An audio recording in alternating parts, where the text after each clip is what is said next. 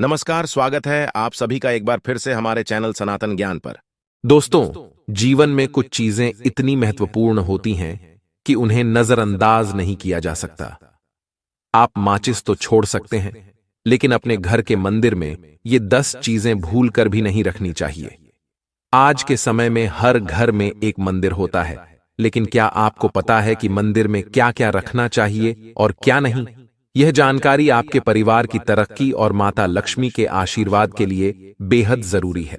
यदि आपके घर के मंदिर में गणेश जी की मूर्ति या तस्वीर है, तो आपसे अनुरोध है कि यह वीडियो तुरंत देखें, ध्यान से सुनें, क्योंकि यह जानकारी आपके परिवार को बर्बादी से बचा सकती है। यह वो गुप्त बातें हैं जिन्हें लोग अक्सर छिपा कर रखते हैं, लेकिन जिनके बारे में जानने से परिवार में सुख, समृद्धि और धन की वृद्धि होती है।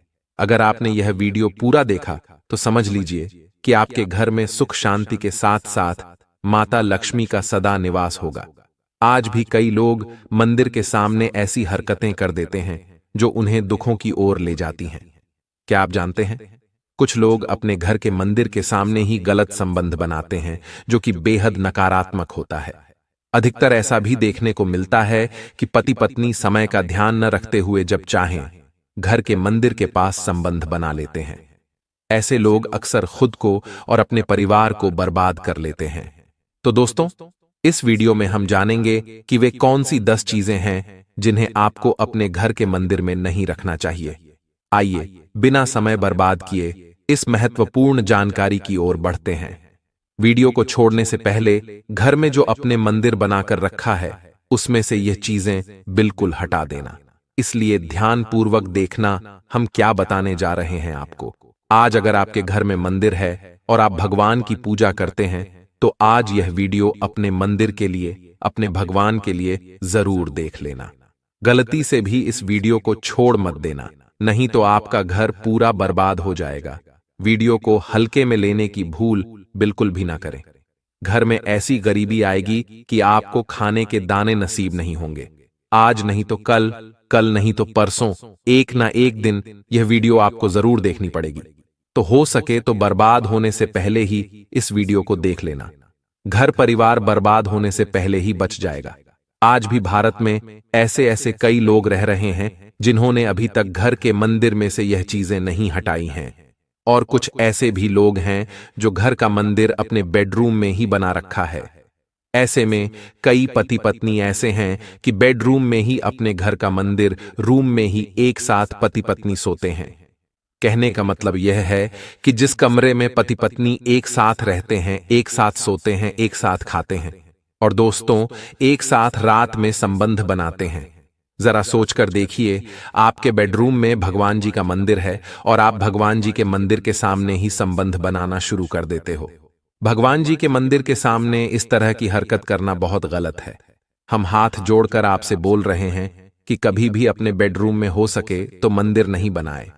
ऐसे नहीं बोल रहे हैं कि पति पत्नी को संबंध नहीं बनाना चाहिए, बल्कि हम आपसे यह बोल रहे हैं कि पति पत्नी को संबंध बनाना चाहिए, परंतु घर के मंदिर अलग होना चाहिए। भारत में शायद ही कोई ऐसा घर होगा जिसमें पूजा घर नहीं होगा, और पूजा घर वह स्थान होता है जहां से घर में सकारात्मक ऊर्जा का संचार होता है। इसलिए आपका पूजा घर वास्तु के हिसाब से ऐसा होना चाहिए जो आपके घर में सकारात्मक ऊर्जा का संचार बेहतर तरीके से कर पाए। अक्सर आप लोगों ने देखा होगा कि हम पूजा घर में मूर्तियां रखते हैं, परंतु पूजा घर में कुछ ऐसी भी चीजें रख देते हैं जिसकी वजह से घर तरक्की करने की बजाय नीचे डूब जाता है। अक्सर लोगों को गलतफहमी हो जाती है। कुछ लोग ऐसे होते हैं जो वास्तुशास्त्र को हल्के में लेते हैं और घर में रखी चीजों को जहां पर रखना चाहिए वहां पर नहीं रख पाते हैं। दोस्तों, आजकल के इस जमाने में जो भी महिलाएं शादी ब्याह रचाकर हमारे घर में नई बहू बनकर आ रही हैं, उन्हें ना तो वास्तुशास्त्र का ज्ञान है और ना ही मंदिर में क्या रखना चाहिए और क्या नहीं रखना चाहिए। मंदिर के सामने एक ऐसी हरकत बिल्कुल भी नहीं करनी है। इन सभी का आज के इस जमाने में नई महिलाएं जो हमारे घर आ रही हैं, उन्हें इन बातों का बिल्कुल भी ज्ञान नहीं है। इसलिए आजकल की महिलाएं मंदिर के सामने कोई भी और कैसी भी हरकत कर देती हैं। जिस तरह से भगवान की पूजा करने का समय होता है, इस तरह से दोस्तों, पति और पत्नी का एक दूसरे के साथ संबंध बनाने का भी सही समय होता है। परंतु आधुनिक समय में कई महिलाएं और कई पुरुष संबंध बनाने का समय भी नहीं देखते हैं।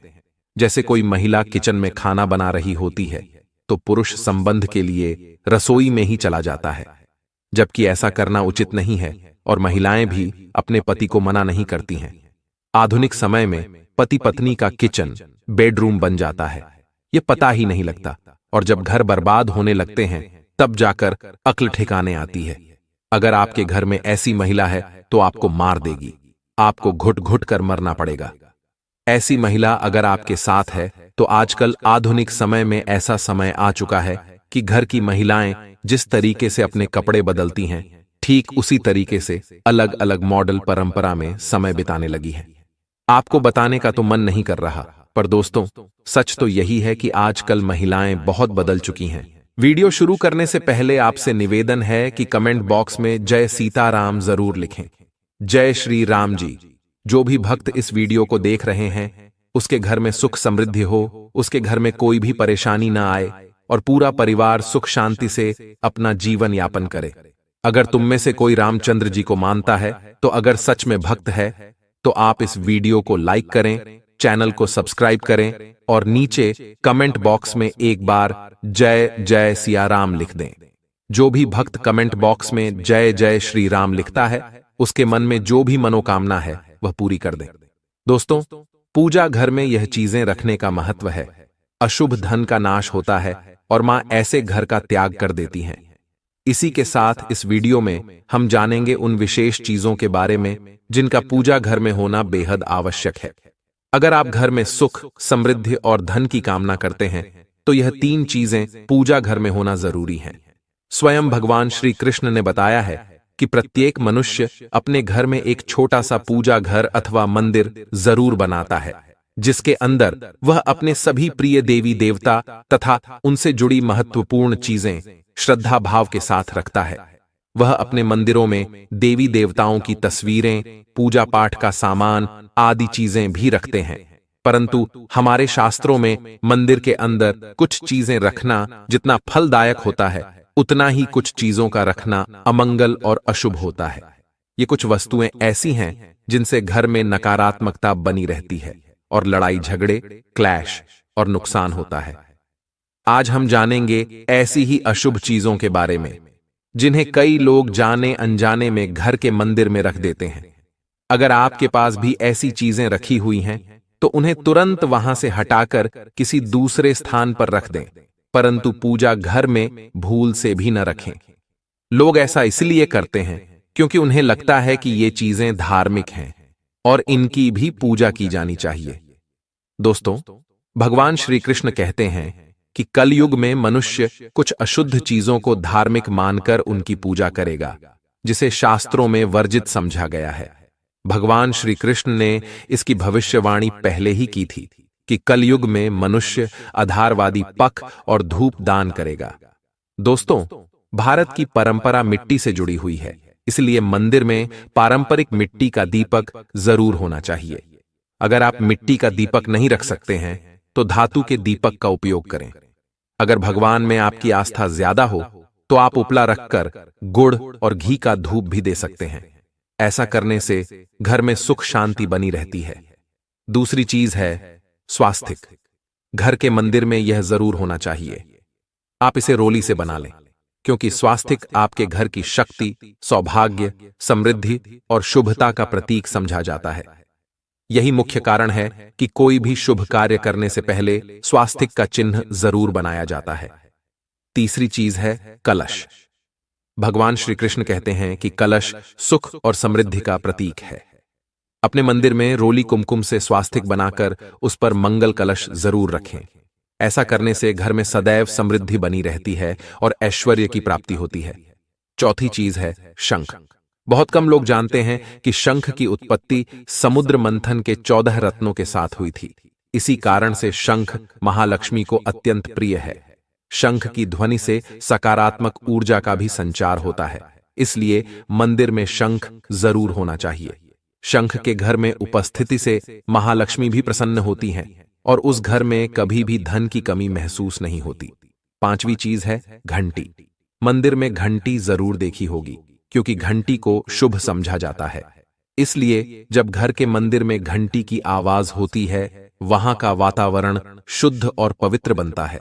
जिस घर में पूजा के दौरान घंटी बजाई जाती है, उस घर के आसपास की सभी नकारात्मक शक्तियां दूर हो जाती हैं और साथ ही सुख समृद्धि के द्वार खुलने लगते हैं। तो यह हैं वे वस्तुएं जिन्हें घर के मंदिर में जरूर रखना चाहिए। आइए अब जान लेते हैं कि घर के मंदिर में कौन सी चीजें कभी नहीं रखनी चाहिए। सबसे पहली बात, गणेश जी की विषम संख्या में मूर्ति। घर में कभी भी गणेश जी की मूर्ति 3 अथवा 5 ऐसी विषम संख्या में ना रखें। अपने मंदिर में गणेश जी की केवल 2 मूर्तियां रखें, इसे शुभ समझा जाता है। अगर आप अपने मंगल की कामना करते हैं तो गणेश जी की मूर्ति मुख्य द्वार पर अंदर की तरफ मुख करके लगा लें। कई लोग यह गलती करते हैं कि मुख्य द्वार पर गणेश जी की मूर्ति बाहर की ओर मुंह करके लगा देते हैं, जिससे उन्हें काफी परेशानियों का सामना करना पड़ता है। आप चाहें तो मुख्य द्वार के दोनों ओर गणेश जी की मूर्ति लगा दें या फिर मुख्य द्वार के अंदर की ओर लगाएं, परंतु खाली बाहर की ओर कभी भी नहीं लगानी चाहिए। दूसरी चीज, टूटे हुए चावल। अपने मंदिर में कभी भी टूटे हुए चावल न रखें। इसके साथ ही पुराने चढ़ाए हुए चावल अधिक समय तक न रखें। ये नकारात्मक ऊर्जा फैलाते हैं। यह बात भी ध्यान रहे कि आप मंदिर में रखने वाले चावलों का इस्तेमाल हल्दी में भिगोकर ही करें, अधिक शुभ परिणाम मिलेंगे। तीसरी चीज है पूर्वजों की तस्वीर।